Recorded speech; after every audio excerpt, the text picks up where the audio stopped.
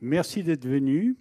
Et j'ai légèrement changé mon titre, Ondes gravitationnelles et musique des sphères, et vous allez comprendre pourquoi le titre a été un peu modifié. Donc cet exposé est dédié à la mémoire de Vera Rubin, qui vient de mourir le 25 décembre dernier. Et en quelques mots, je vais parler de l'œuvre de Vera Rubin. Donc vous êtes quelque part en Vendée, une nuit d'été, et vous n'avez pas de pollution. Vous êtes dans la forêt, par exemple, vous n'avez pas de pollution due aux lumières, et vous voyez la Voie lactée. La Voie lactée, c'est la galaxie à laquelle on appartient. Et Vera Rubin, dès sa thèse, dès qu'elle était jeune, a fait une découverte totalement extraordinaire à l'époque, qui d'ailleurs n'a pas été crue par les astrophysiciens. Elle a découvert que la Voie lactée, c'était comme une grande roue d'un manège, c'est-à-dire qu'elle tournait autour de son centre. Elle tourne, et non seulement Vera Rubin a découvert la rotation de la Voie lactée, mais elle a pu calculer les vitesses de rotation des différents astres de la Voie lactée, et elle s'est posé la question de savoir pourquoi les astres les plus excentriques, les plus loin du centre, n'étaient pas éjectés à cause de la vitesse de rotation qui est vraiment formidable. Et elle a émis l'hypothèse, qui est maintenant une hypothèse, mais qui est largement acceptée par tout le monde de l'astrophysique, qu'au centre de la Voie lactée, il y a de la matière noire extrêmement massive, invisible, qui permet de compenser le mouvement centrifuge des étoiles lointaines de la Voie lactée. Donc, deux découvertes extraordinaires, révolutionnaires, faites par cette femme que vous voyez là. Le fait qu'il y ait une rotation de la Voie lactée autour du centre, et le fait qu'au centre de la Voie lactée, il y ait une immense quantité de matière noire. Donc, les programmes de recherche en astrophysique consistent en obtenir une preuve directe de cette matière noire. Pour le moment, c'est une cause explicative au mouvement de la Voie lactée. Et toutes les galaxies tournent autour d'elles-mêmes. À l'époque de Vera Rubin, on pensait que la principale chose était l'expansion de l'univers qui avait été comprise à cause du décalage infrarouge et des raies spectrales. Et donc, quand elle a annoncé que les galaxies tournaient autour d'elles-mêmes, elle n'a pas été crue parce qu'on lui a dit que c'était des erreurs de mesure, qu'en réalité, le mouvement des galaxies était l'expansion. Et en fait, maintenant, évidemment, tout ce qu'elle a fait est accepté et on est à la recherche de la matière noire. Donc voilà qui était Vera Rubin, qui est morte juste le 25 décembre dernier, le jour de Noël. Et elle a élevé 4 enfants. Et comme aux États-Unis, il n'y a pas école après 3 heures de l'après-midi, elle était obligée tous les jours de revenir du labo pour s'occuper de ses enfants.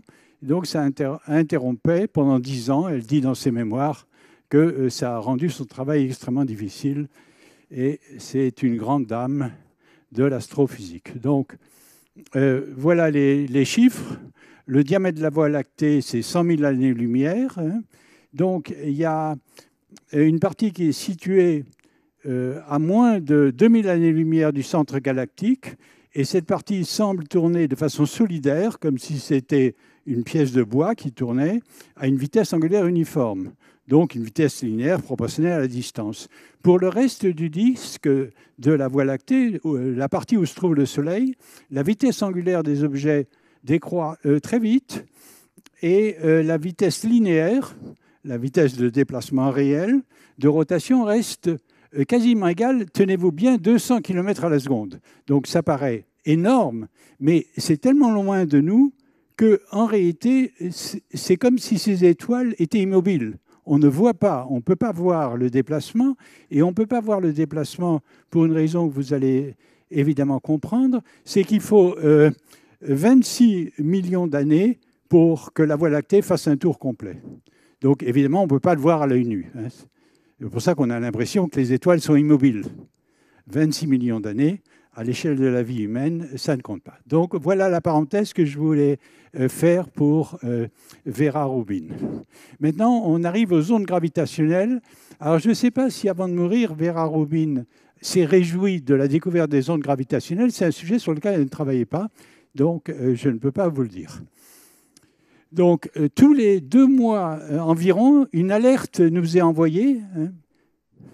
Elle vient du fond de l'univers.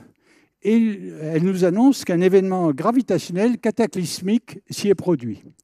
Mais jusqu'en septembre 2015, les scientifiques ne pouvaient pas détecter ces signaux. C'est-à-dire que personne ne s'apercevait qu'un signal nous est envoyé, ce qui est très angoissant. Un signal nous est envoyé, personne ne se rend compte. Tout changea le 14 septembre 2015 à 9h50 du matin, 45 secondes, en temps universel. Le temps universel, correspond au méridien de Greenwich. Pour la première fois, l'homme a détecté le passage d'une onde gravitationnelle et on a compris le message. Et le message en question, on va voir comment on a pu l'interpréter, c'est que 2 trous noirs avaient fusionné. Cette détection n'a été annoncée que 6 mois après, le 11 février 2016. C'était le secret absolu parmi les 1000 personnes qui travaillaient sur le programme, car les scientifiques voulaient être rigoureusement sûrs de leur analyse des données. Donc une nouvelle astrophysique est née et notre connaissance de l'univers en sera à jamais modifiée. Les ondes gravitationnelles, on va dire quelques mots pour vous expliquer de quoi il s'agit, ce ne sont pas les ondes électromagnétiques.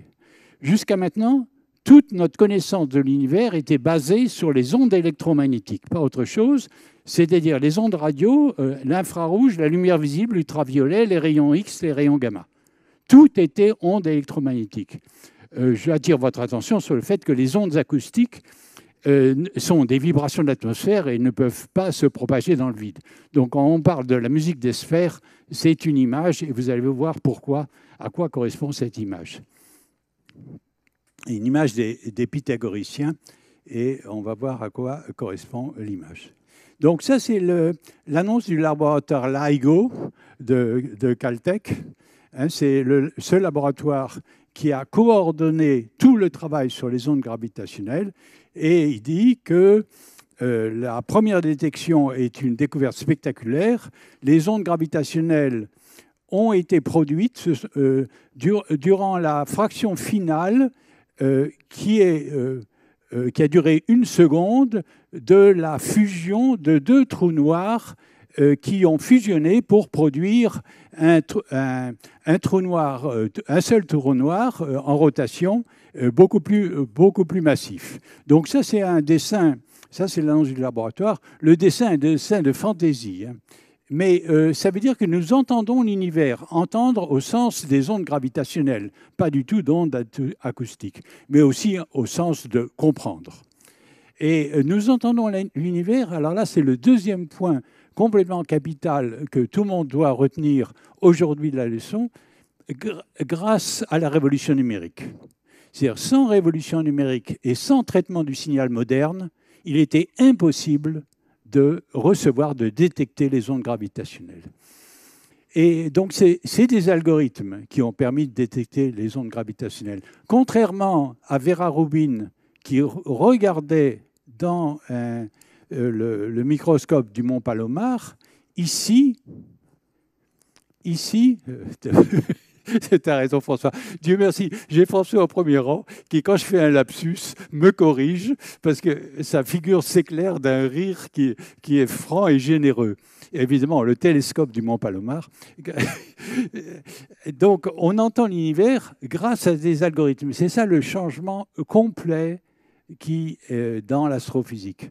Et ce sont des algorithmes qui reposent sur une technique numérique qui est la même que celle du son Dolby, dont vous souffrez l'impertinence dans tous les films que vous voyez maintenant. Alors, mon ami Elgwarch aurait dit que ce son est un son qu'il appelait acide, parce que ce sont des sons qui sont trop purs. Ils sont reproduits numériquement, ils n'ont pas le moelleux de la musique qu'on peut entendre, ou même celle qui était enregistrée sur les micro-sillons. Mais néanmoins, par la force des choses, les caméras sont numériques et l'enregistrement du son est numérique. Et à la fin de chaque film, vous voyez que c'est produit par le son Dolby. Qui n'avait jamais entendu parler du son Dolby? Levez le doigt courageusement. Alors, j'ai enseigné trop longtemps, disait un de mes collègues de l'université de Paris-Sud, dans les lycées et collèges. Et donc, j'ai tendance à être un peu trop pédagogique et je vous prie de m'en excuser. Alors donc, la leçon à retenir aujourd'hui, c'est que c'est la même révolution numérique qui nous a permis d'entendre les ondes gravitationnelles, entendre détecter, et qui est utilisée dans le son numérique Dolby de tous les films. C'est la grande révolution numérique à laquelle on ne peut pas échapper, vous voyez, qui n'est pas uniquement une révolution technologique, qui est une révolution scientifique, si vous voulez, ou du moins qui aide à la science. Donc c'est un phénomène complètement extraordinaire sur l'unité de la science. Vous voyez, l'unité de la science est un phénomène prodigieux. Alors qu'est-ce que c'est qu'une onde gravitationnelle? Une onde gravitationnelle, et alors ça c'est tout à fait quelque chose qui devrait toucher François, c'est un changement de la géométrie, une modification de la géométrie de l'univers. Donc c'est la vision d'Einstein que tout est géométrique, que la gravitation est en réalité produite par la courbure de l'univers et que les événements gravitationnels, comme conséquence, modifient les événements gravitationnels à la condition qu'ils soient très intenses, modifient la géométrie. Alors c'est une modification transitoire. Alors ça c'est un point très important au niveau de la détection. Transitoire, ça veut dire qu'il y a une énorme manifestation contre la loi Comrie. Et il y a tout à coup, dans un arbre, un oiseau qui gazouille. Donc, les gens hurlent « Abat la loi El Khomri, abat la loi El Khomri ». Et la détection de l'onde gravitationnelle, c'est entendre l'oiseau qui gazouille, et qui gazouille juste un instant relativement court, à l'intérieur d'un bruit de fond qui est 1000 fois supérieur au signal. Le 1000 est exactement ce qui se passe pour la détection des ondes gravitationnelles. Et en plus, le gazouillis de l'oiseau est transitoire. C'est-à-dire l'oiseau s'arrête découragé par le bruit environnant. Donc la détection des ondes gravitationnelles, c'est une modification transitoire de la géométrie de l'univers. Donc la raison d'être de ces ondes, c'est que l'accélération d'un objet massif crée une onde gravitationnelle trop faible en général pour être perçue. Ces déformations de la géométrie de l'espace-temps, déformations de la forme géométrique de l'univers, se propagent dans l'univers à la vitesse de la lumière, calcul d'Einstein, sous la forme d'une vibration dont la durée peut être de l'ordre de quelques secondes. Donc extrêmement court, un événement extrêmement court. Donc il est inutile de prendre des notes parce que j'ai déjà donné le fichier PDF et vous pouvez l'avoir en ligne. Donc vous avez tout le texte de la conférence en ligne, dès qu'il sera mis en ligne, je ne sais pas quand il sera mis. Donc, alors, une onde gravitationnelle est déclenchée par un événement gravitationnel cataclysmique. Dans notre cas, c'est la fusion de deux trous noirs qui s'est produite il y a 1,3 milliard d'années. Donc l'onde gravitationnelle du 14 septembre, c'est quelque chose qui a traversé tout l'univers avant d'arriver jusqu'à nous. Et pendant quelques secondes, l'énergie dissipée par cette fusion fut plus grande que toute l'énergie produite dans le reste de l'univers. Alors ça, je le tiens des gens qui travaillent dans l'équipe LIGO. Donc c'est absolument vrai. Les chiffres sont exacts. C'est absolument extraordinaire. C'est un événement d'une intensité complètement colossale. Donc je relis, pendant quelques secondes, l'énergie dissipée par la fusion des deux trous noirs fut plus grande que toute l'énergie produite dans le reste de l'univers. Et c'est cette fusion qui a déclenché l'onde gravitationnelle qui, après avoir traversé une grande partie de l'univers à la vitesse de la lumière, a atteint la Terre le 14 septembre. Alors Einstein avait prédit l'existence des ondes gravitationnelles, mais pensait qu'elles étaient trop faibles, trop ténues pour pouvoir être détectées. Par ailleurs, Einstein ne croyait pas en l'existence de trous noirs. Alors voilà Einstein. Vous le reconnaissez, on l'a tous vu. J'ai des tas d'anecdotes sur Einstein, mais je ne vous les dirai pas parce qu'on n'a pas le temps et parce qu'elles sont un tout petit peu ironiques. Donc, c'est la première preuve directe de l'existence de trous noirs. Avant, les trous noirs on en avait une preuve indirecte, comme la matière noire de Vera Rubin. C'est-à-dire, on observe des phénomènes, ces phénomènes peuvent s'expliquer si on admet qu'il y a des trous noirs.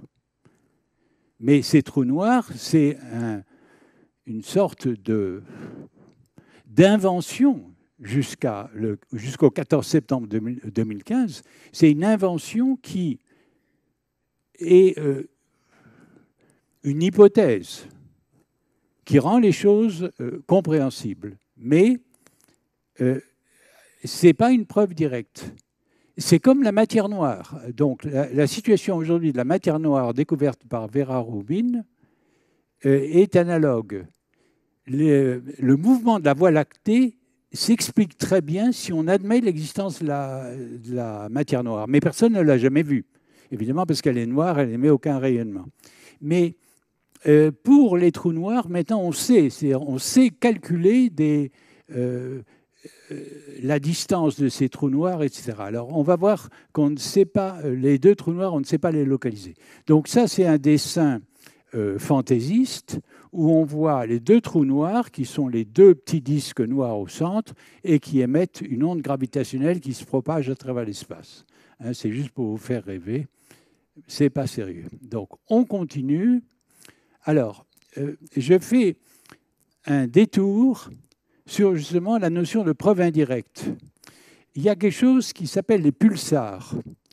Et les pulsars ont été découverts il y a très longtemps, en 1967, par un astronome qui s'appelait, un astrophysicien, Anthony Hewitt, et son étudiante Jocelyn Bell, qui analysait des phénomènes de scintillation réfractive dans le domaine radio. Donc les pulsars sont issus de l'explosion d'une étoile massive en fin de vie. Donc, c'est l'étudiante qui a vraiment, au cours d'un travail systématique, découvert accidentellement le pulsar. Elle a publié avec son directeur de thèse, et c'est le directeur de thèse qui a eu le prix Nobel. Hein, c'était les mœurs du temps. Jocelyn Bell a eu quand même une brillante carrière. Hein. Elle a eu des tas de prix scientifiques, mais il y avait une discrimination, une misogynie dans le comité Nobel qui est assez caractéristique. De même, Vera Rubin n'a jamais obtenu le prix Nobel alors qu'elle a totalement modifié notre compréhension de l'univers et qu'elle aurait dû largement l'obtenir. Donc il y a problème. Vera Rubin a milité toute sa vie pour que les femmes fassent des sciences, plus de sciences, et c'est quelque chose qui l'a bouleversée complètement jusqu'aux dernières années de sa vie, de voir le peu de femmes dans le domaine scientifique. Donc, alors, on a observé ce pulsar et on a observé que l'orbite du pulsar binaire, c'est deux étoiles qui tournent l'une autour de l'autre, la distance entre les deux étoiles à neutrons, se raccourcit.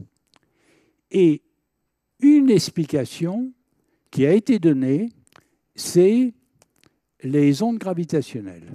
Donc les ondes gravitationnelles servaient de deus ex machina pour expliquer un phénomène qui était une anomalie dans la rotation de ce pulsar.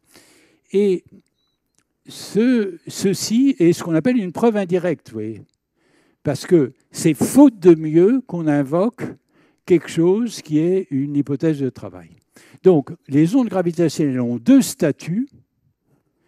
Elles avaient été prévues en 1967, comme explication d'un phénomène qui, lui, était tout à fait visible, mais faute d'avoir une meilleure explication. En revanche, elles ont été découvertes en septembre 2015, réellement découvertes. Donc, voilà. Donc ça, c'est une photographie. Alors, du coup, c'est une vraie photographie. C'est extraordinaire, du pulsar dont je viens de vous parler. En mélangeant une image rayon X et une image optique.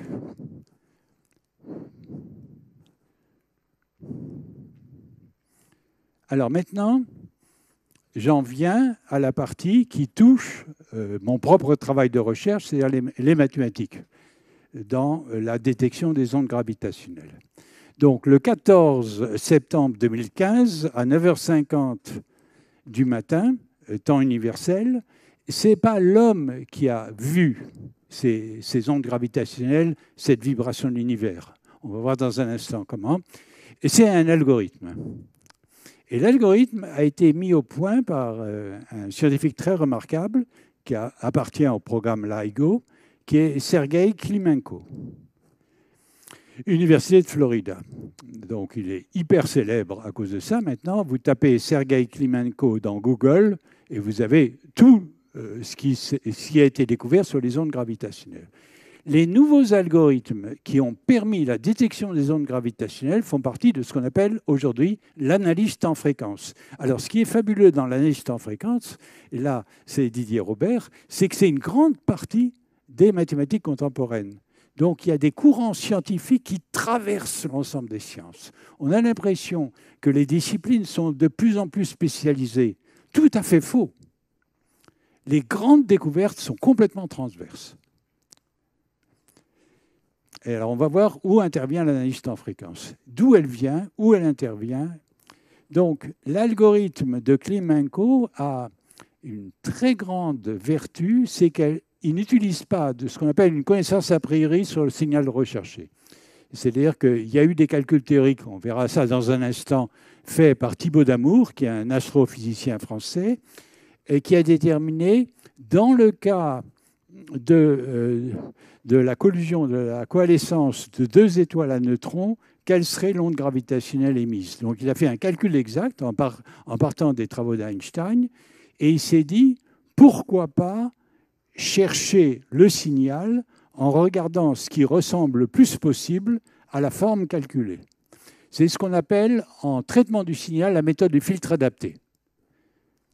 Et ce n'est pas comme ça qu'elles ont été trouvées. Elles ont été trouvées par un algorithme générique. On verra la différence entre filtre adapté et algorithme générique.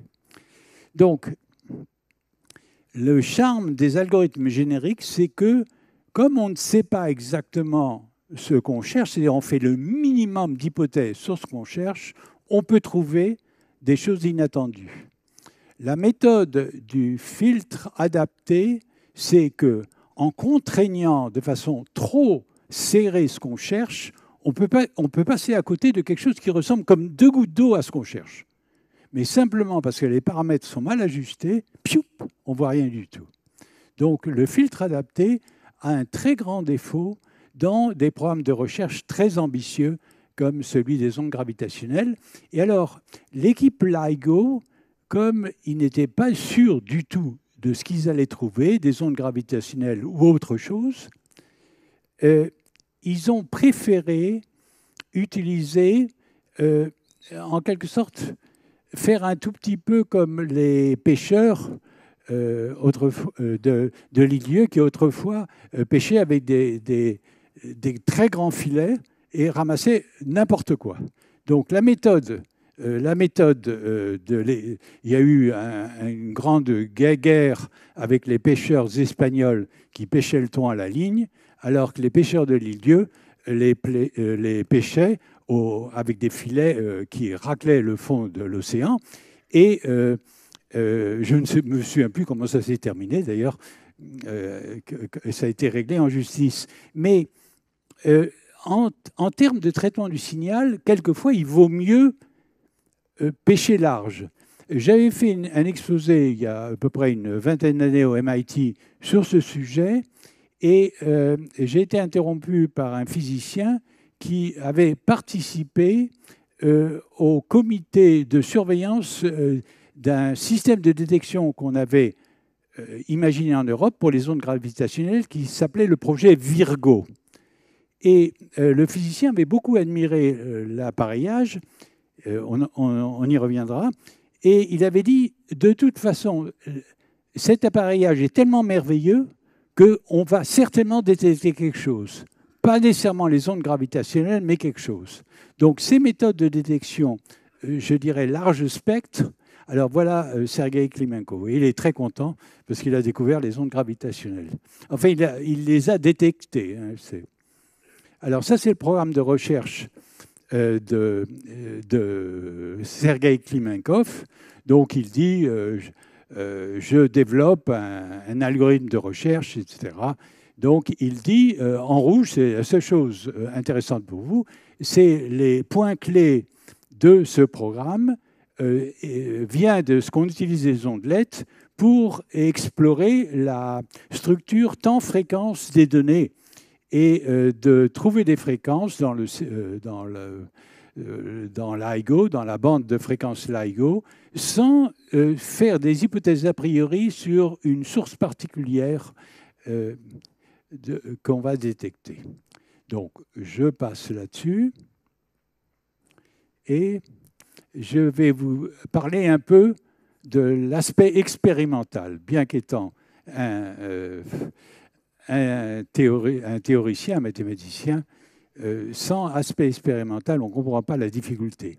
Donc, la National Science Foundation a fait un investissement complètement gigantesque sur ce programme et en construisant non pas un, mais 2 observatoires séparés de 3000 km. Et on va voir quel est le rôle capital de ce pari scientifique et technologique. Donc, ils en ont construit 2. L'un est situé près de Seattle, dans l'État de Washington, dans le nord-ouest des États-Unis, et l'autre est situé en Louisiane, à Livingston. Alors, ces 2 observatoires ont fonctionné pendant 8 ans sans détecter la moindre onde gravitationnelle. Et alors, au lieu d'abandonner, la NSF a doublé la mise, ce qui est étonnant. Et ils ont complètement changé les détecteurs et en les remplaçant par des détecteurs dont la sensibilité a été augmentée d'un facteur de 10. Et ça s'appelle Advanced LIGO. Alors, je vous montre les... Alors, ça, c'est celui qui est dans le nord-ouest, hein, Hanford. On a 2 bras de 4 km et il s'agit de voir comment les longueurs des bras changent. Alors, ils sont à angle droit parce qu'on ne sait pas de quel côté va venir l'onde gravitationnelle. Donc, le changement de longueur va dépendre de la direction de l'onde gravitationnelle et c'est en regardant les différences des changements de longueur des 2 bras qu'on va détecter le signal. Alors ça se fait en construisant un interféromètre laser et ça permet de voir quel est le changement de longueur sans avoir à calculer les longueurs par comparaison entre le rayonnement, enfin l'onde lumineuse réfléchie par un bras et l'onde lumineuse réfléchie par l'autre bois, de la façon dont elles interfèrent. Alors, excusez-moi, je reviens à LIGO. Voilà. Donc, ça, c'est le premier récepteur. Et vous en avez un deuxième où vous avez un bras qu'on voit très bien et l'autre qui est perpendiculaire, dont on voit le début, qui est masqué par la forêt, en Louisiane. Donc, voilà l'équipement. Donc, ce qui s'est passé le 14 septembre 2015, c'est un signal qui présentait toutes les caractéristiques d'une onde gravitationnelle, a été détecté à Hanford. Le même signal a été détecté presque simultanément à Livingston. L'infime décalage temporel, 7 millisecondes, séparant ces deux détections, correspond au temps mis par l'onde gravitationnelle pour aller de Hanford à Livingston, à la vitesse de la lumière. Donc ça, c'est le côté fabuleux qui a emporté l'adhésion, c'est qu'on a observé en même temps le même signal avec le décalage qu'il fallait pour être sûr que c'est le même. Donc voilà les signaux. Ce n'est pas un dessin, c'est vraiment les signaux réels. Donc, dans ces signaux, on ne voit pas du tout, on ne voit rien. Hein, c'est essentiellement du bruit. C'est les signaux enregistrés par les deux détecteurs de LIGO durant le passage du chirp. On va voir ce que sont les chirps dans un instant. Et alors, maintenant, on enlève, il y a un bruit qui correspond au bruit instrumental que les ingénieurs savent très bien calculer. Donc, on peut nettoyer et trouver le bruit, enlever le bruit expérimental. Si on enlève, on trouve ce signal débruité. Donc, Hanford, Livingston. Et on s'aperçoit que c'est ce qu'on appelle un chirp. Donc, en bas, c'est les signaux calculés d'après les équations d'Einstein. Calculés a posteriori, une fois qu'on a regardé quelles étaient les masses des deux trous noirs, quels étaient tous les paramètres, on a fait fonctionner un programme qui est de reconstruction numérique des signaux gravitationnels envoyés par ces données. Et on a comparé, parce que les paramètres jouent un très grand rôle, le poids des deux masses qui engendrent l'onde gravitationnelle joue un très grand rôle dans la forme du signal, évidemment. Et donc, ils ont fait l'hypothèse qu'il s'agissait bien d'une onde gravitationnelle. Ils ont déterminé les paramètres de structure des deux masses qui ont causé l'onde gravitationnelle, des deux trous noirs en l'occurrence, et ils ont recalculé avec ces masses, quelle devrait être l'onde gravitationnelle. Et on s'aperçoit que ça colle admirablement avec le signal recueilli. Et le décalage temporel entre les deux signaux reçus à 3000 km de distance correspond à la vitesse de la lumière. Donc, c'est ça qui a engendré la détection. Donc, ça, c'est les explications techniques. On continue. Alors, j'ai fait allusion aux travaux de Thibaut Damour et aux chirps. Alors, on va dire un mot des chirps parce que c'est un phénomène qui existe dans la nature, qui a été créé par la nature, et qui intervient dans des tas de domaines de la vie courante. On va voir pourquoi. Donc, par des travaux théoriques basés sur Einstein, Thibaut Damour avait établi, donc c'est un astrophysicien français, avait établi la forme analytique, c'est le calcul, que devait avoir une onde gravitationnelle produite par l'effondrement l'une sur l'autre de deux étoiles à neutrons en rotation rapide. Donc il y a une formule mathématique où il y a un cosinus, c'est-à-dire quelque chose qui vibre, et un exposant non linéaire. Il y a une non-linéarité, ce qui veut dire que les vibrations vont s'accélérer. Bon. Alors, ce signal appartient à un ensemble générique de signaux qu'on appelle des chirps. Alors, qu'est-ce que sont les chirps? Alors, voilà la forme du signal calculé par Thibaut Damour. Donc, ça, c'est le signal calculé par Thibaut Damour. Alors, ça va des graves vers les aigus. Vous voyez, ça vibre de plus en plus fort. C'est comme... Alors, le mot chirp signifie le chant modulé d'un oiseau. Et les chirps existent dans la nature. Alors, tenez-vous bien, la chauve-souris utilise un chirp, émet un chirp pour voler dans le noir et trouver ses proies.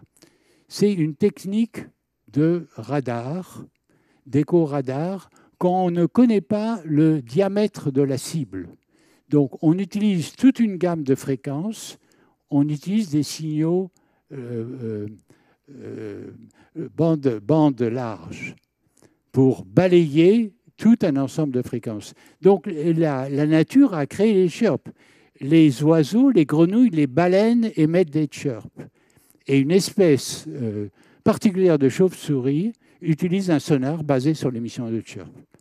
Donc tenez-vous bien, l'onde gravitationnelle qui nous vient du fond de l'univers a la même structure que les chirps qu'utilisent les chauves-souris pour voler dans le noir.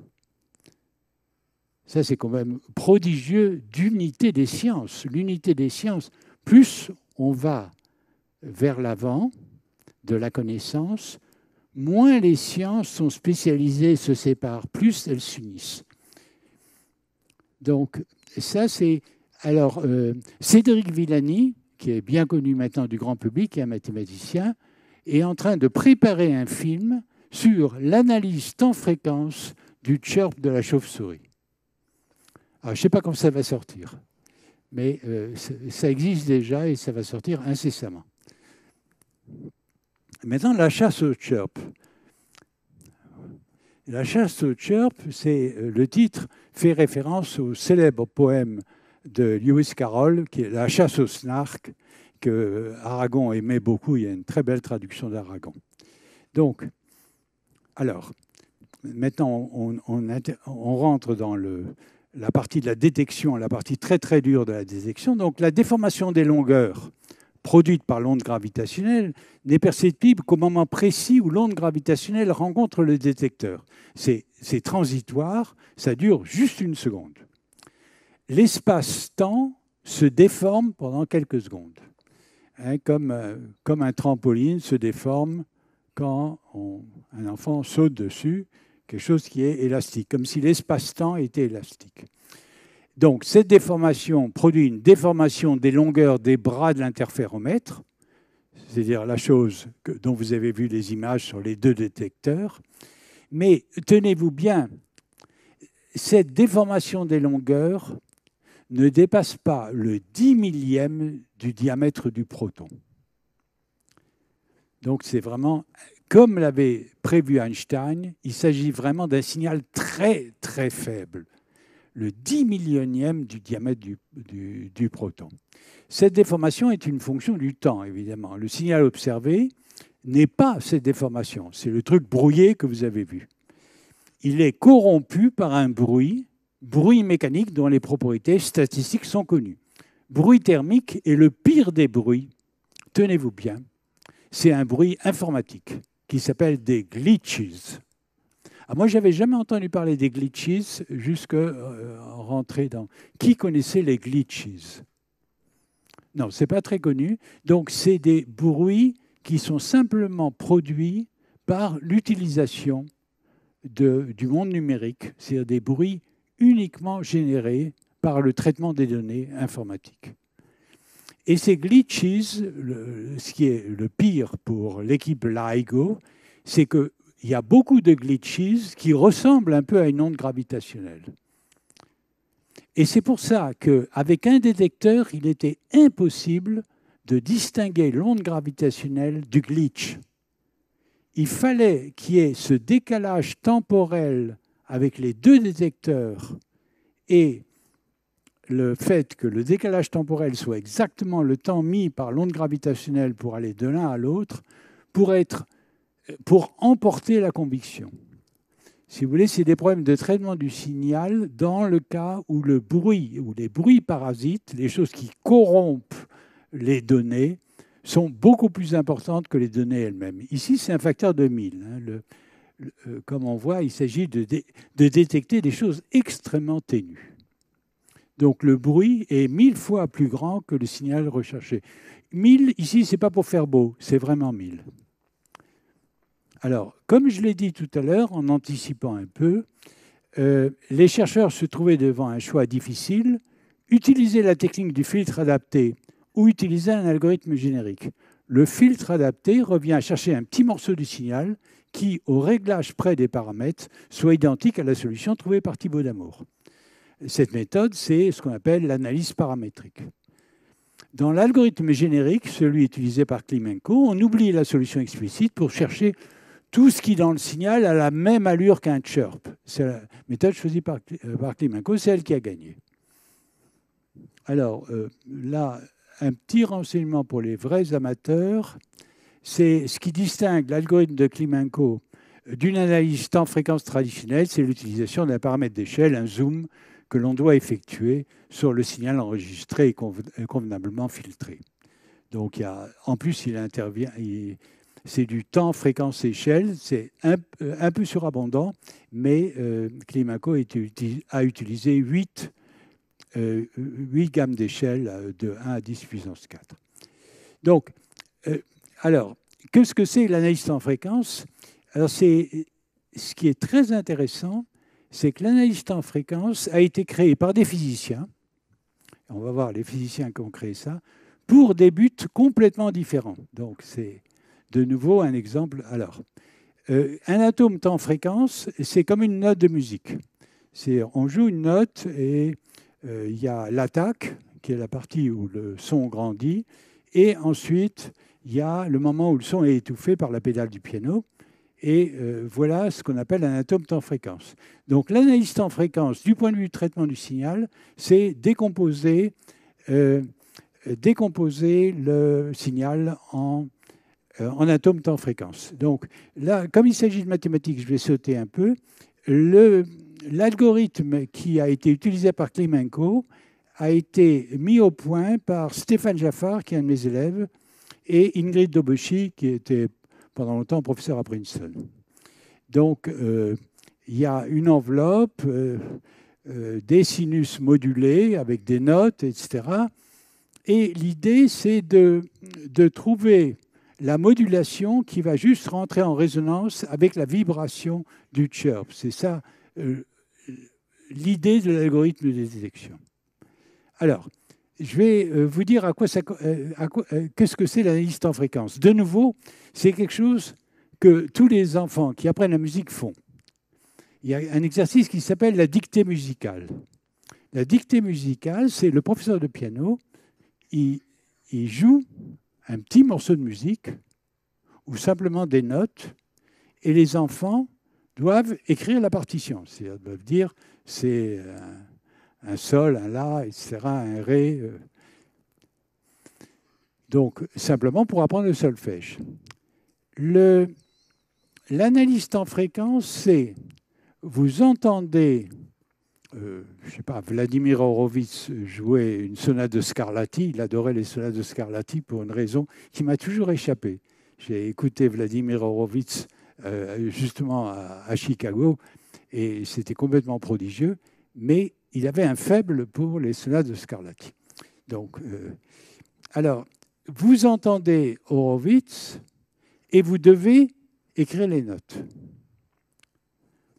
Alors, c'est encore plus compliqué si vous entendez non pas un interprète, mais un orchestre qui joue une symphonie de Mozart, sans voir les musiciens jouer, parce qu'à ce moment-là, avec la bande-son, vous devez écrire la partition avec chaque interprète. Donc, tout ça, c'est l'analyse temps-fréquence. C'est ce qu'on appelle l'analyse temps-fréquence. Et les mathématiciens ont mis au point, ils ont passé des dizaines d'années pour mettre au point des algorithmes qui, in fine, servent à faire ça, à écrire la partition en écoutant la musique. Alors, les traiteurs du signal disent qu'on déploie le signal dans le plan temps-fréquence. C'est une façon de dire qu'on écrit la partition. Alors, ce qui ressemble le plus à la détection des ondes gravitationnelles, c'est quand vous faites un exposé, comme je suis en train de faire aux États-Unis, donc invité par un département de mathématiques. Après, le soir, il y a un supplice supplémentaire qui s'appelle une party, où le directeur du département invite tous les collègues et les femmes des collègues Et il invite chez lui, donc la pièce la plus grande, mais il y a 30 personnes, tout le monde parle en même temps, il y a un bruit formidable, et vous devez comprendre ce que dit votre interlocuteur, alors qu'il y a des tas de gens qui parlent encore plus fort juste à côté. Donc là, il y a un aspect qui est en même temps de filtrage, de se cibler sur ce que dit une personne, et c'est ça qui ressemble le plus à la détection des ondes gravitationnelles comme type de problème temps-fréquence. C'est juste pour situer dans les choses que vous connaissez. Donc l'algorithme, l'analyse temps-fréquence, elle date d'un physicien très célèbre dans le monde académique, qui est mort depuis longtemps, qui s'appelle Eugène Wigner. Et le travail de Wigner, c'est en 1932, il a eu le prix Nobel.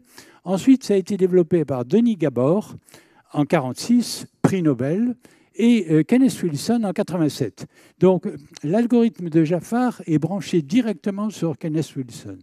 Donc, et c'est Ingrid Dobeschi qui nous a communiqué les travaux de Kenneth Wilson et qui a dit, est-ce qu'on ne pourrait pas faire mieux? Parce qu'il n'y avait pas de démonstration. Kenneth Wilson, il a dit, on devrait faire comme ça. Et donc, alors voilà Eugène Wigner, Denis Gabor et Kenneth Wilson. Alors, en France, il faut mentionner le mathématicien Jean Ville, qui a adapté les idées de Wigner à l'analyse en fréquence des signaux acoustiques. Plus près de nous, on trouve Bernard Escudier, que j'ai bien connu, qui a passé une grande partie de sa vie à étudier le sonar de la chauve-souris. Et le disciple de Bernard Escudier, évidemment, c'est Patrick Flandrin. Alors là, vous allez voir Bernard Escudier imitant une chauve-souris. Voilà. Vous voyez comme quoi les scientifiques ne sont pas nécessairement des gens très sérieux, mais Bernard Escudier était un homme très, très remarquable. Il a passé toute sa vie à comprendre comment la chauve-souris se déplaçait dans le noir. Et voilà Patrick Flandrin, un scientifique au travail. Ça ne ressemble pas du tout à quelque chose. Et il y avait une fois, sur un campus américain, un meurtre. Et il y a une équipe de policiers qui a travaillé pour essayer de savoir qui pouvait être bien le coupable. Et ensuite, elle a dit au président de l'université, avec ces gens-là, c'est absolument impossible, parce qu'ils ont tous des têtes d'assassins. Tandis que dans la vie réelle, il y a des gens qui ont des têtes normales et des têtes d'assassins. Alors, j'en arrive au son Dolby. Les motivations de Wigner, Gabor et Wilson n'étaient pas la détection des ondes gravitationnelles. Ça n'existait pas encore comme sujet de recherche à l'époque. Pour Wigner, c'était la mécanique quantique, ce qui est normal pour l'analyse en fréquence. Pour Gabor, c'était l'analyse du signal de parole. Et Gabor, en 1945, avait anticipé la révolution numérique et voulait décomposer le signal de parole en logons, ce qu'il appelait des logons, c'est des morceaux de discours, logos discours, et les logons étaient les signaux modulés que je vous ai dessinés tout à l'heure. Donc il y a un papier absolument magnifique de Gabor, écrit en français. Gabor est né en Hongrie, a fui la Hongrie à cause du nazisme et connaissait bien le français. Donc j'ai ce papier dans mes archives, le papier de Gabor, où il anticipe la révolution numérique, c'est-à-dire le fait que maintenant, quand on téléphone d'un endroit à l'autre, c'est évidemment pas votre voix qui est transmise, c'est une suite de 0 ou de 1, et c'est ce que voulait faire Gabor en 1945. Et Kenneth Wilson était de nouveau la théorie de la renormalisation en physique théorique. Donc, les idées de Gabor ont été amendées par Francis Love et Roger Vaillant. Roger Vaillant, c'est un physicien français. On appelle ça le théorème de Laue-Vaillant. Puis reprise et améliorée par Enrique Malvar et Martin Vetterli. Malvar et Vetterli ont créé quelque chose qui s'appelle la Modified Discrete Cosine Transform, qui est utilisée dans le son numérique Dolby. Donc, Martin Vetterli est le directeur de l'École polytechnique fédérale de Lausanne et Enrique Malvar a toujours travaillé pour, je ne me souviens plus quelle grande compagnie américaine de télécommunications. Donc voilà Martin Vetterli. Alors, c'est un Suisse, comme son nom l'indique, et il est président de l'EPFL. Donc, les algorithmes proposés par Wilson, comme je l'ai déjà dit, ont été précisés et validés par Stéphane Jaffard et ses collaborateurs, qui étaient Ingrid Dobeschi et Jean Linjournet, qui est malheureusement décédé. Ce sont les travaux de Jaffard qui ont été utilisés par Klimenko et qui ont contribué à la détection des ondes gravitationnelles. Donc, Klimenko a réglé l'un des algorithmes de Jaffard pour améliorer la détection des chirps et autres signaux de même nature. Et donc, pour terminer, je crois qu'il y a une belle photo de Jaffard auquel je rends hommage aujourd'hui. Donc, je vous remercie pour votre attention et vous avez le droit de poser toutes les questions, même si Dieu existe.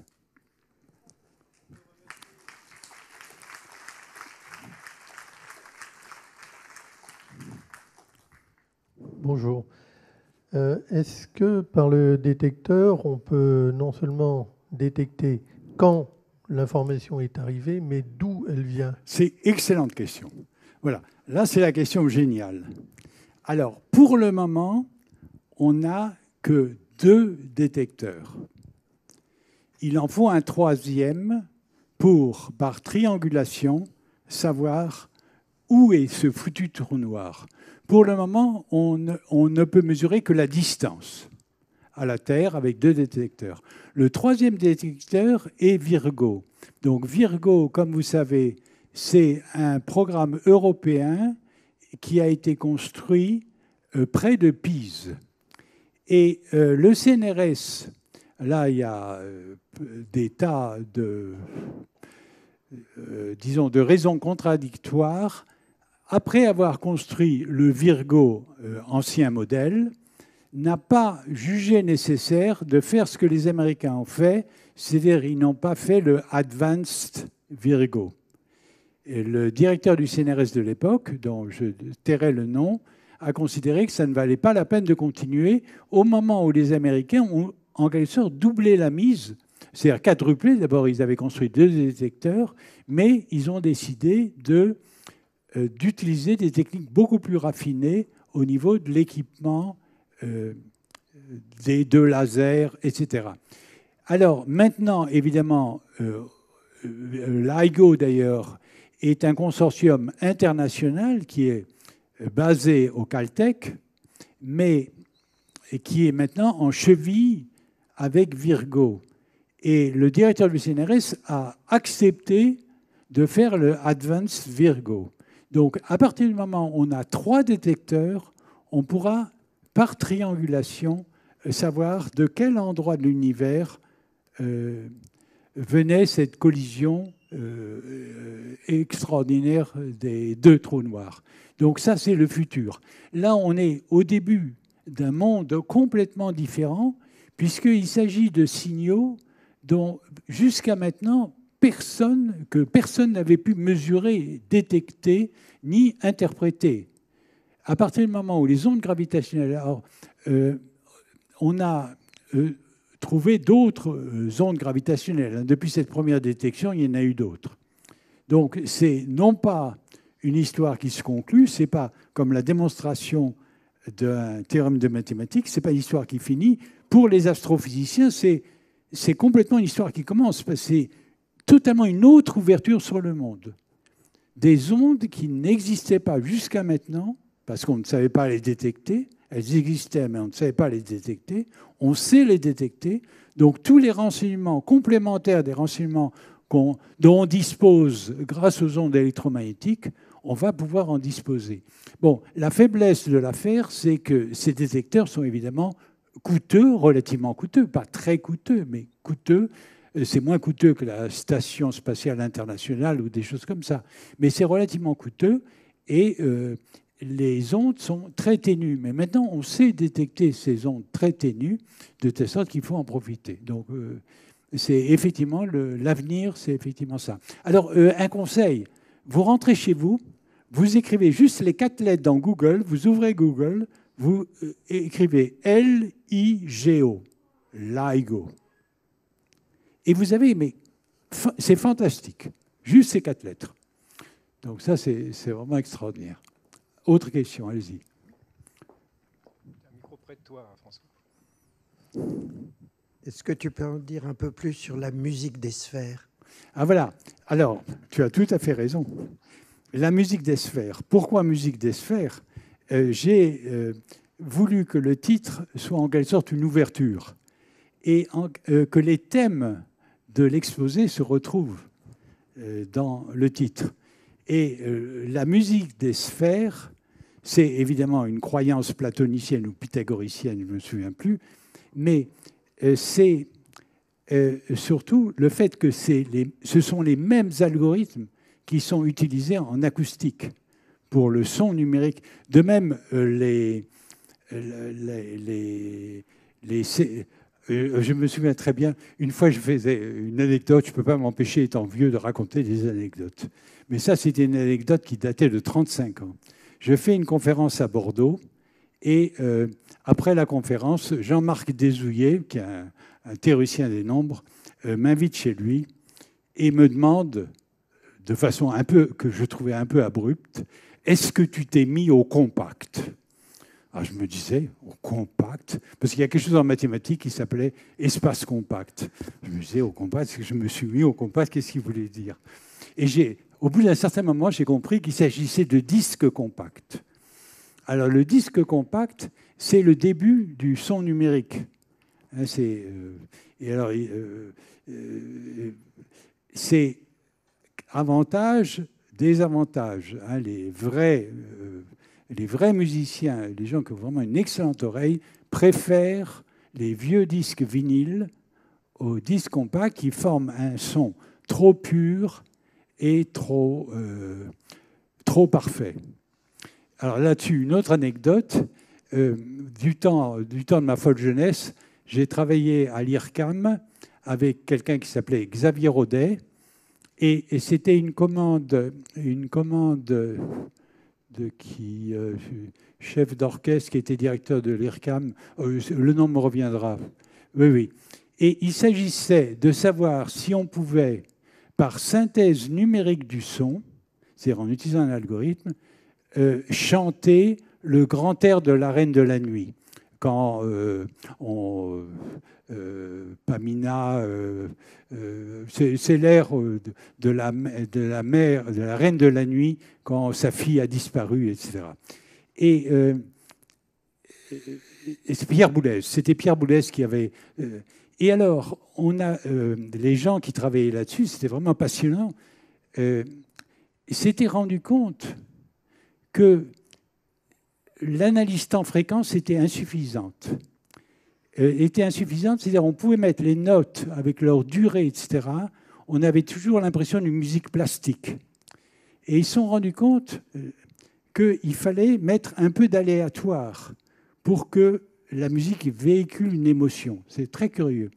C'est que quand vous regardez le tableau d'un peintre et qu'il y a quelque chose qui est soi-disant droit dans la réalité, le bord d'une table. Dans le tableau du peintre, ce n'est jamais une ligne droite qu'il utilise. Il dessine à la main une ligne droite qui correspond beaucoup plus à l'impression visuelle d'une ligne droite que s'il avait tiré un trait à la règle qui donnerait tout de suite une impression de quelque chose d'artificiel qui n'appartient pas à la réalité. Donc, pour le son numérique présente ce même défaut. C'est qu'il manque d'une qualité profonde qui fait qu'une voix est bouleversante. Et ça, c'est la découverte qu'avait fait Pierre Boulez et l'équipe autour de Xavier Rodet à l'IRCAM. C'était un travail fait à l'IRCAM et je me souviens d'avoir entendu le grand air de la Reine de la Nuit chanté par un ordinateur. Et effectivement, ce n'était pas du tout ce qui nous bouleverse, ce n'était pas du tout Rita Streich, ce n'est pas du tout ce qui nous bouleverse, ce qui fait qu'on se met à pleurer. C'est impossible. Alors, tout ça pour dire que les algorithmes numériques qui ont produit le son Dolby produisent un son de qualité acceptable. C'est le même problème que j'ai eu quand j'ai essayé de persuader les gens de la Thomson d'utiliser l'image numérique. Ça, c'était dans les années 80. Et donc, j'ai fait des conférences dans un laboratoire de la Thomson. Aucune question, silence froid. Et après, il y avait une sorte de petit déjeuner à la cantine. Et le directeur du labo me dit, on produit la meilleure image analogique au monde, on va l'imposer. C'était l'image qui s'appelait SECAM. Deuxièmement, alors ça c'est entre nous, on a cessé de faire de la recherche et développement, on s'est aperçu que c'était bien plus rentable de spéculer en bourse. L'histoire est réelle. Ça m'est arrivé à moi, ce n'est pas du tout quelque chose que j'invente. Et troisièmement, c'était dans les années 80, si jamais ce que vous dites, l'image numérique s'impose à la télévision, si vous avez raison, on achètera les brevets aux Américains. Quelques années après, Thomson était vendu, je crois, pour un franc symbolique. Oui. Donc c'était un programme de recherche qui était vraiment très frappant. Toujours est-il que, malgré, maintenant, en vieillissant, on est beaucoup plus modeste. À l'époque, évidemment, j'avais triomphé un peu bêtement. Mais ce que voulait dire ce directeur du laboratoire de recherche, c'est qu'effectivement, l'image analogique est beaucoup, beaucoup plus belle que les images numériques de la télévision numérique, etc. Et c'est vrai.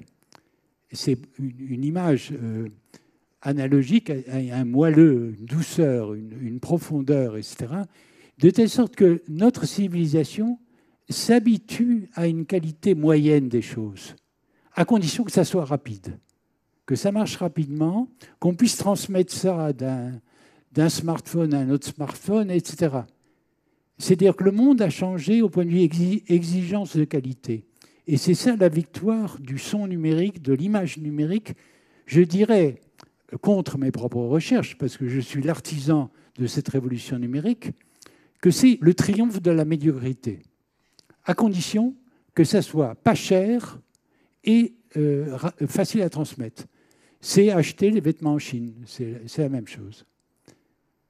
C'est vraiment très, très étrange. Néanmoins, au point de vue de la recherche, ce sont des programmes qui, comme vous voyez, balayent l'ensemble des sciences et ont permis, cette révolution numérique a permis de détecter les ondes gravitationnelles. Donc on voit l'ambiguïté de la révolution numérique. Oui.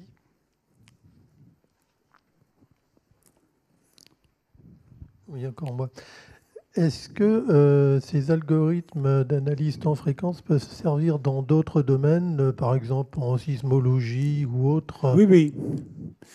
C'est utilisé par les Japonais pour détection précoce des tremblements de terre, etc. Non, l'analyse temps fréquence a depuis longtemps quitté le domaine précis des mathématiques ou de la physique théorique au départ. C'était des mathématiciens, j'aurais dû parler de la grande figure de Lars Hörmander, etc. C'était des mathématiciens et des physiciens théoriciens qui ont développé ça. Et maintenant, c'est utilisé de façon absolument universelle. Vous voyez, il y a des tas de choses qui sont, même quand vous faites un audiogramme, ça ressemble à l'analyse temps fréquence. Quand vous allez chez votre acousticien et vous faiite un audiogramme parce que votre audition faiblit un peu, il fait une forme d'analyse temps fréquence. Ça devient un outil qui se développe dans tous les domaines pratiquement de la connaissance. Merci. Oui.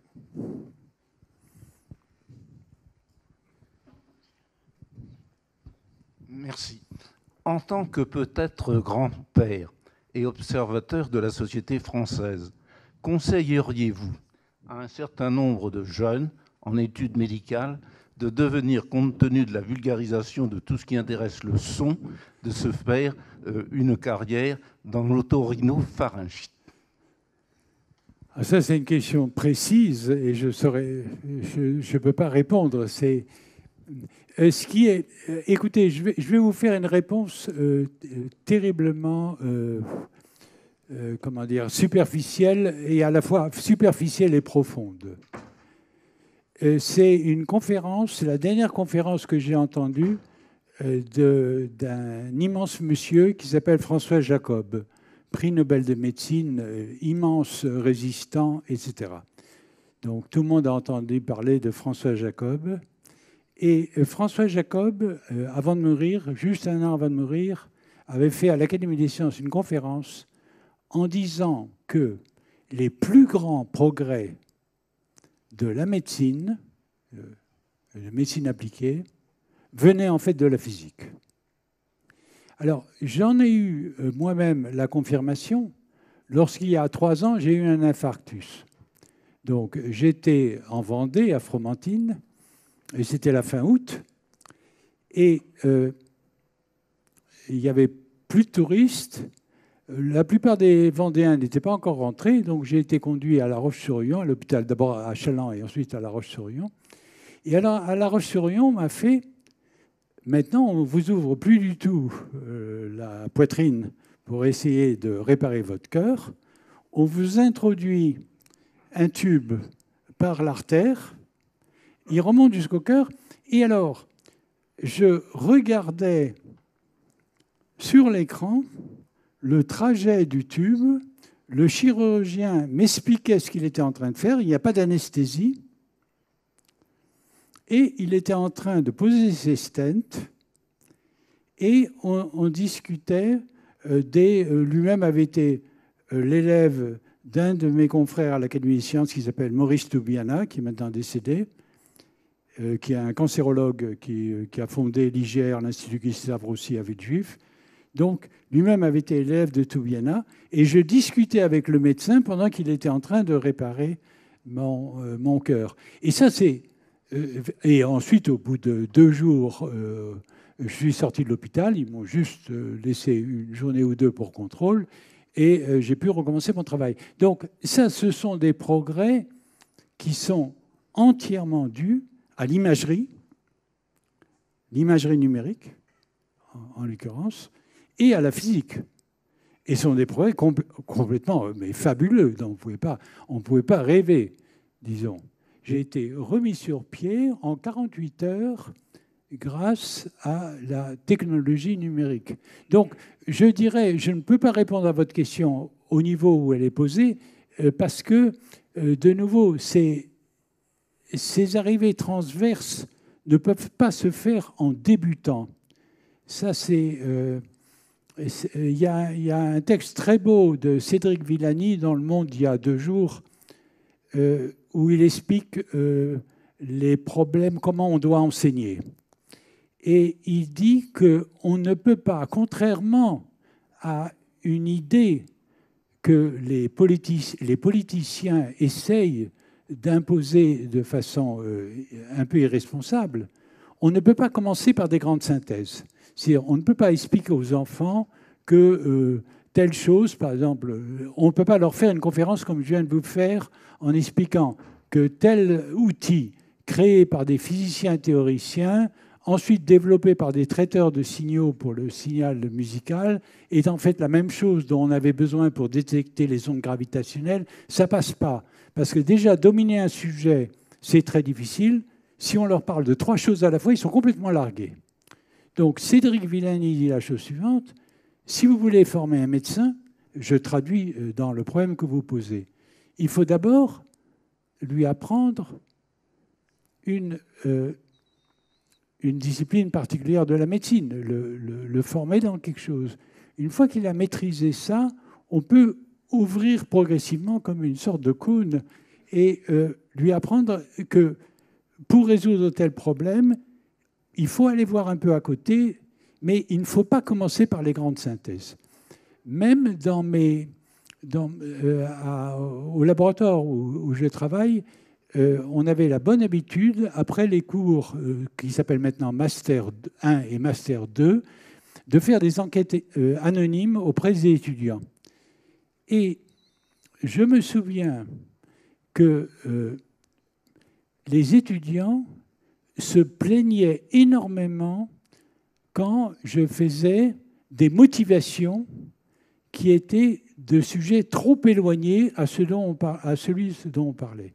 Parce qu'ils disaient on a tellement de mal à se concentrer là-dessus, si en même temps il faut utiliser notre cerveau pour mettre le pont avec des choses en physique, etc., on est complètement largué.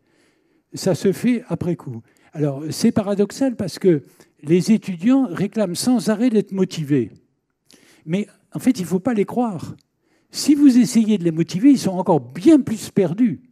Parce que si on leur explique à la fois le fonctionnement d'un algorithme particulier, en leur expliquant que cet algorithme est utilisé dans 17 champs différents de la science, et si vous commencez par leur parler de ces différents secteurs de la science, évidemment, ils sont complètement largués. Ils arrêtent tout et ils font la grève, et ils ont raison.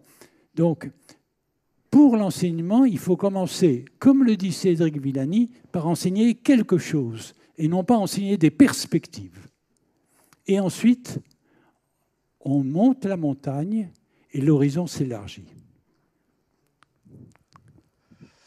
Est-ce qu'il y a d'autres remarques ou questions? Oui. Bonjour. Je reviens un peu sur l'histoire de la machine. Qu'est-ce qui prouve à l'heure actuelle que c'est bien des ondes gravitationnelles qui ont perturbé les interféromètres à la vitesse de la lumière entre les deux Exactement. stations? Donc vous avez tout à fait raison. Alors on répond à cette question en faisant ce qu'on appelle une analyse statistique. C'est-à-dire, comme il y a ces petits démons qui s'appellent des glitches, qui sont capables de générer des vibrations apparentes qui ressemblent aux ondes gravitationnelles, on a calculé la probabilité pour que deux glitches arrivent simultanément dans les deux détecteurs avec le décalage temporel qui correspond à la vitesse de la lumière. Et cette probabilité, alors qu'on calcule en faisant des modélisations sur l'apparition des glitches, etc., cette probabilité est nulle. Donc, en réalité, on n'est pas sûr, avec la sûreté, disons, d'une preuve mathématique. On ne peut pas dire, donc la conclusion de l'article, c'est qu'on ne peut pas dire qu'on est sûr à donner ses deux mains et sa tête à couper que ce sont des ondes gravitationnelles. Mais on peut simplement dire la probabilité sur ces mesures que ce soit des ondes gravitationnelles, que ça ne soit pas des ondes gravitationnelles, c'est plus facile, est de l'ordre de 1 sur 1 milliard. C'est la seule conclusion qu'on puisse avoir. Oui, oui. Mais vous avez raison de poser la question. Il ne s'agit pas au point de vue métaphysique, il ne s'agit pas d'une vérité absolue. Il s'agit de l'explication, de nouveau, l'explication la plus vraisemblable de ce qu'on a observé, c'est l'existence de ondes gravitationnelles. Ça colle avec, de même, si vous voulez, on compare au calcul de Thibaut d'Amour, etc. Si vous voulez, tous les tests indirects, si j'ose dire, qui rendent compte de ce qu'on a observé sont concluants, vont dans le même sens. Mais votre question est très pertinente. Oui. Donc je comprends bien comment on peut s'assurer que ça ne vient pas d'un glitch, parce qu'on sait que le glitch, la probabilité qu'il apparaisse sur les deux stations qui sont très distantes est très faible. Oui. Mais qu'est-ce qui nous prouve que ce n'est pas une variation d'un champ électromagnétique qu'on n'aurait pas forcément mesuré, qui soit lui l'auteur de cette variation mesurée et non une onde? Ce n'est pas électromagnétique parce que ce qu'on mesure, c'est une déformation de longueur. Donc, aucune onde électromagnétique ne provoque une déformation de longueur. C'est une déformation de la géométrie, l'onde gravitationnelle. Ce n'est pas un champ électromagnétique. Le champ électromagnétique n'intervient pas avec la géométrie. Il s'agit d'une déformation de longueur. C'est la géométrie de l'espace-temps qui est déformée. Donc, Dieu merci, la qualité de cette détection, c'est qu'on détecte... si vous voulez, c'est comme si on voulait détecter une variété particulière de, je ne sais pas, de cigogne, et qu'on vous propose un âne. Là, on est sûr que... Mais savoir si on a vraiment trouvé une variété différente de cigogne, ou si ce n'est pas un accident génétique à l'intérieur d'une lignée de cigognes, vous voyez, c'est ces nuances-là qu'on essaye de cerner, mais pas des ondes électromagnétiques, puisqu'elles n'interviennent pas dans les déformations de longueur. Ce qu'on mesure, c'est une déformation de longueur de deux arbres de l'interféromètre, des deux branches de l'interféromètre. Alors, le point qui est l'objet de toutes les critiques, c'est que les nombres sont tellement petits, le bruit est 1000 fois supérieur au signal, etc., est-ce que dans les calculs, finalement, on est... Et puis, évidemment, tout le monde a objecté sur la chose suivante. Je vais vous faire la vraie révélation. La vraie révélation. Et là, ça va encourager votre critique. C'est que, donc, il y a eu cette première phase de LIGO, l'IGO. On n'a rien trouvé. Ensuite, l'IGO a été, disons, remis, ajusté, réajusté. On a énormément amélioré la qualité de la détection. On a lancé la machine. Au bout du premier mois de lancement, on a détecté quelque chose. Alors, quelle a été la critique immédiate? C'est qu'on le voulait trop. Donc, tout le monde a supposé que les gens avaient triché. Surtout qu'ils avaient demandé énormément d'argent à la NSF, etc. Alors, comment peut-on, et c'est vrai, c'est angoissant ce phénomène, comment peut-on contrer la théorie du complot dans ce cas-là? C'est le fait suivant, c'est que l'équipe LIGO est une équipe internationale et comprend en particulier des Français. Il y a 4 ou 5 Français qui travaillent, dont un collaborateur qui s'appelle Éric Chassand-Motin, qui travaille dans LIGO. Ce sont des gens qui ont été formés sur l'équipement Virgo, sur l'équipement européen. Donc, ce sont des gens qui étaient, par définition, les ennemis de l'équipe américaine. Ennemis au sens scientifique, c'est-à-dire concurrents, mais concurrents féroces. Donc, comme ces gens, le cas de Éric Chassand-Motin, d'ailleurs, est doublement intéressant. C'était lui qui dirigeait l'équipe de détection. Et lui, il était partisan de la méthode, c'est un élève de Patrick Flandrin, et il voulait la méthode du filtre adapté. Donc, il était doublement en opposition avec la technologie qui a été employée par Klimenko, qui était l'algorithme générique qui permettait d'expliquer éventuellement d'autres événements que les ondes gravitationnelles. Donc, on ne peut pas rêver une critique plus impitoyable. Sa motivation, son ego était finalement de trouver la faille.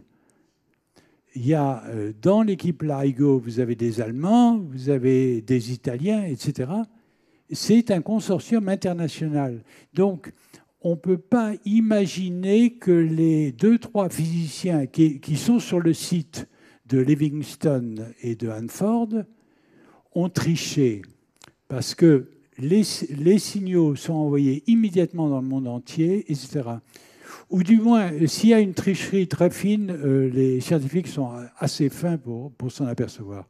Donc la théorie du complot, c'est progressivement a existé sur la conclusion. Et c'est pour ça d'ailleurs qu'ils ont attendu 6 mois avant à cause justement de votre interrogation. Le signal a été observé le 14 septembre 2015 et c'est le 11 février 2016 que les articles sont sortis. Parce qu'on a passé au peigne fin toutes les autres sources possibles qui auraient pu produire le signal observé en calculant leur probabilité.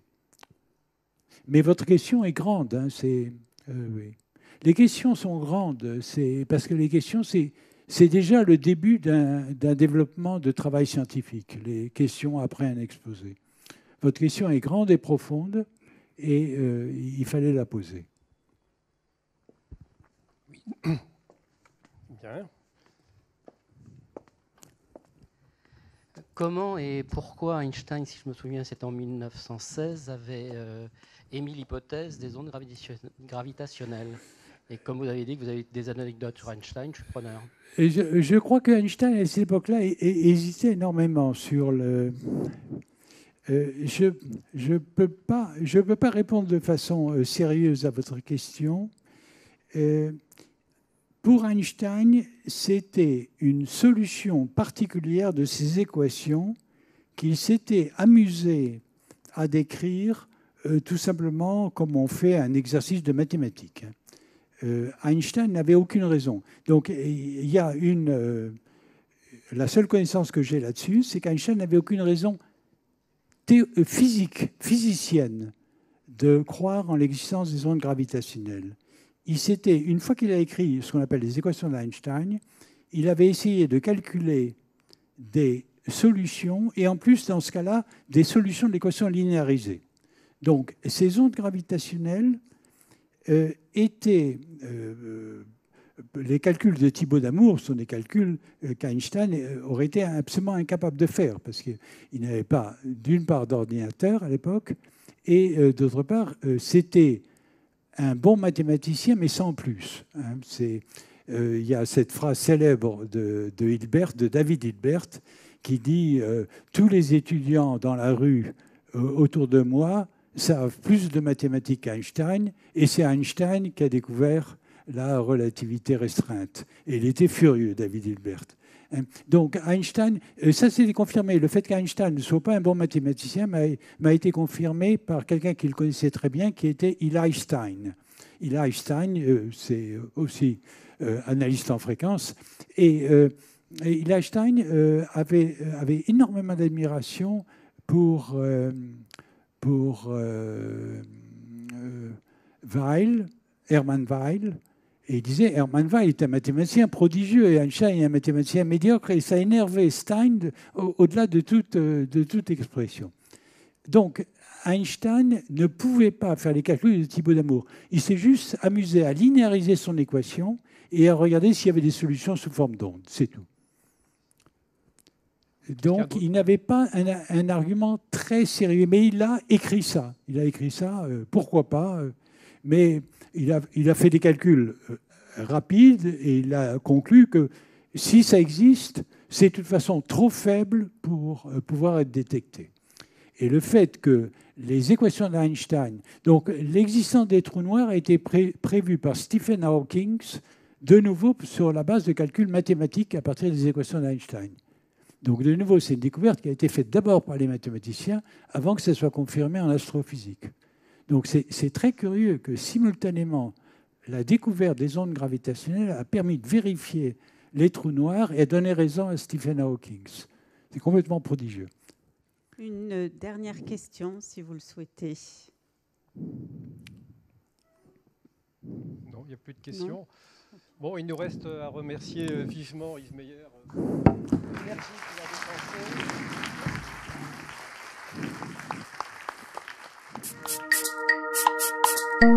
défense.